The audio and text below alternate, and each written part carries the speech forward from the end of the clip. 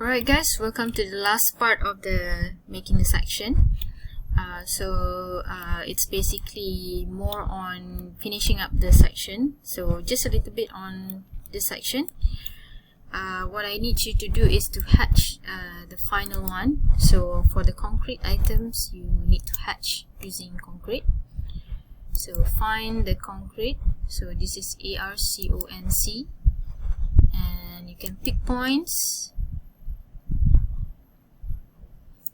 Okay, here.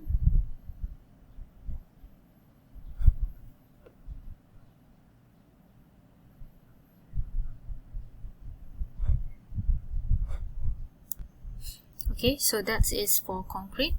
If you think that it's too close to each other, you can always change the scale. Let's say 5.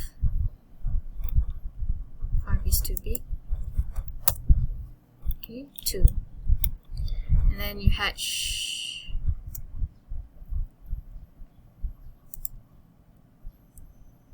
Okay, and then hatch the one. Make sure the hatching layers is correct. Okay. For the beam, for the roof beam, I advise you to hatch one by one, so it's easy. If you delete one, then you just delete these one items instead of you deleting the whole piece.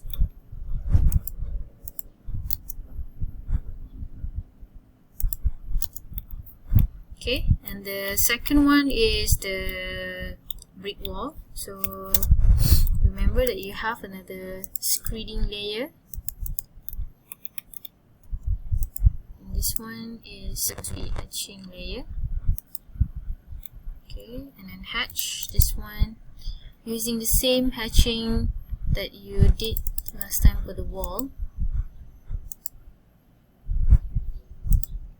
Okay, if you cannot determine the close boundary, you just draw a rectangle.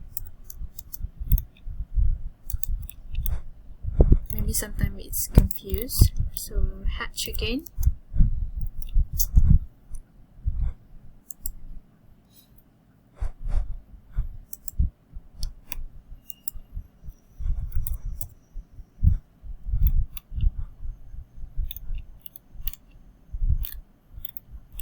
Okay, same goes to here.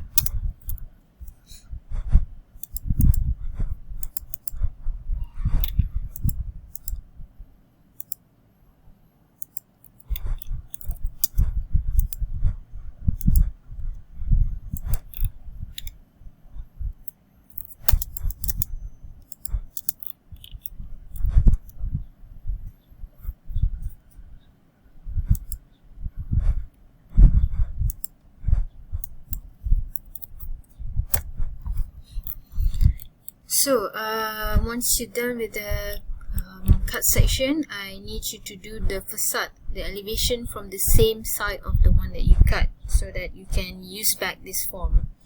So for the facade, you have to do it on your own because I cannot show you every single thing. So for the facade, I want you to apply what you have learned so far, so that you be able to evaluate on your own whether you really understand AutoCAD or not. Okay, so for this one, you can just create in the layout. So this is, for example,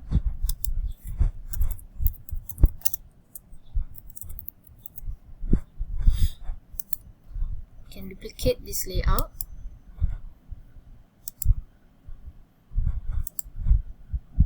Create a copy.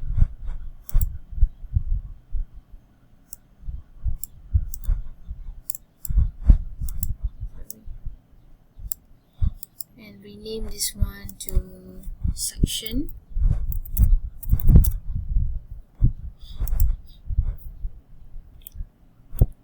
And now you can unlock this one.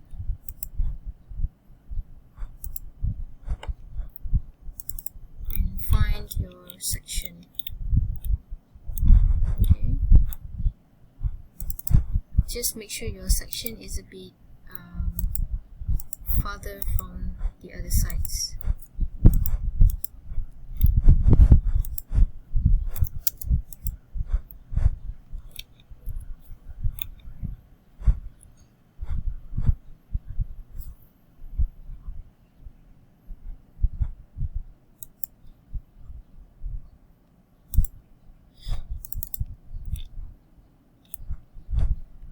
change the scale to same scale that we use, 1 to 50.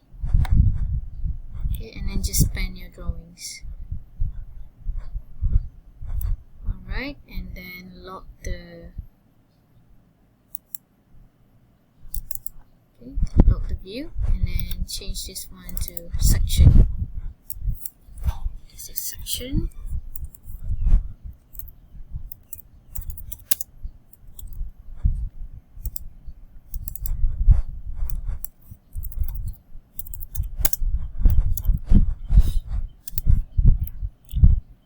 Alright.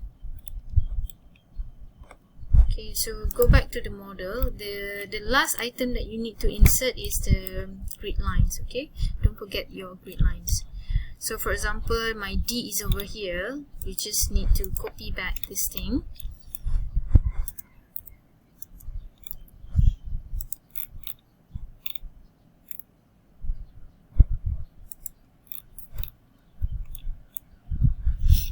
Okay. The other way around is that you just mirror this thing, but do not erase the source object. Okay, so you just stick back this thing so that you maintain the same position of this one, and move this one to the center of the grid lines. Okay, so you can delete this one. Okay, always remember to have the grid lines together with your drawing so that it's much more easier for people to read your drawings. So this is the things that you will never forget.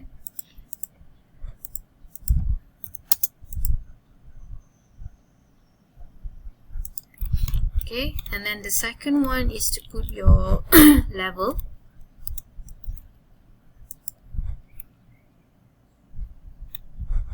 So here is the level. You can just MB.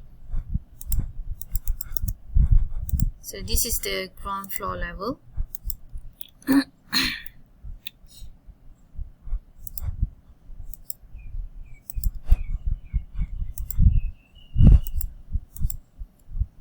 then you have your ceiling level. Okay, so your ceiling, you have to decide whether it's going to be right below the beam. So, okay, if you have a ceiling, then you have to draw the ceilings. So the ceiling panel will be perhaps over here or over here. So it's up to you to define, because you need to calculate from floor to ceiling so that we get the clear height. So we know that there's no obstruction within that area. Okay, so for this one you have to put the naming. The top of the roof, you don't have to show the level, because we don't know what is the actual height of this one, because what is constructed and what is displayed on the drawing is not the same. So here is a ceiling level.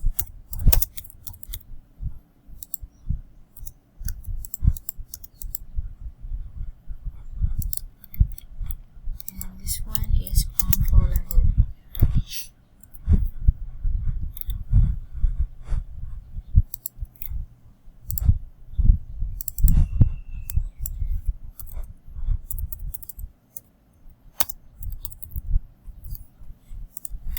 Okay, just notice that this line is actually on top of the finished floor level. So the main floor is going to be the ground floor. If you have different levels, you have to take the main floor that have the same level, the most level that have the same level, to be the ground floor. So the others will be plus 100 or minus 100. So for this one, just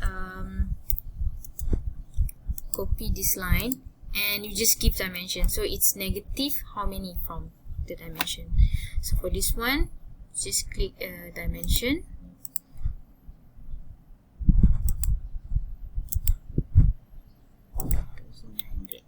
it's supposed to be 3.3, right? So 3.3 is up until here, but from floor to ceiling it's 2,900.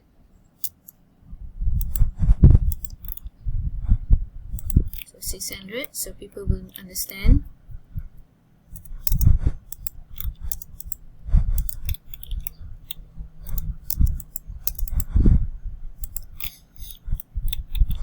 Okay, this one.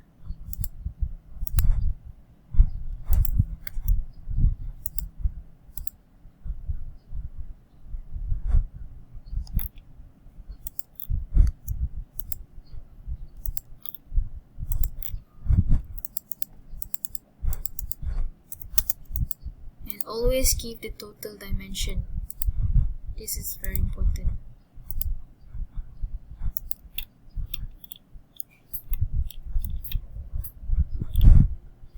Alright, okay, so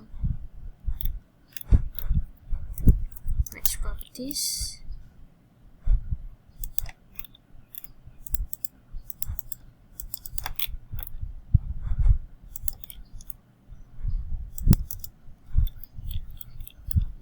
Let's look back at the section.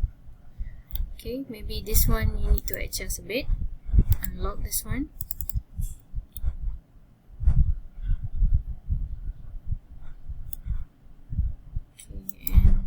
Okay, and if the scale is 1 to 50, that means you are still in the correct scale even if you move. Okay, if you accidentally move it too much, the scale will change.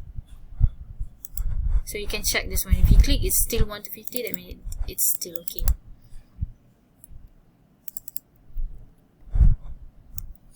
Okay, so if you use paper space layout, you will notice that suddenly your lining is different from the one in model space. Especially the grid lines now become a straight line. So this is because the line type scale is not following the model space. So what you have to do is you click at the by layer. You must make sure that you are in the layout interface. So click other. Alright, and then you will have something like this, and you click at the show details. Okay, and then you untick the use paper space units for scaling. So untick this one and click OK.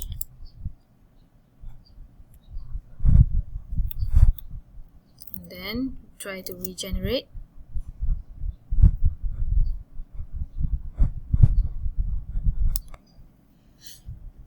Okay, so make sure when you want to change the line type scale, make sure your viewport is on. Okay, so you can double click and then you can change here. Make sure it's not using the paper space unit.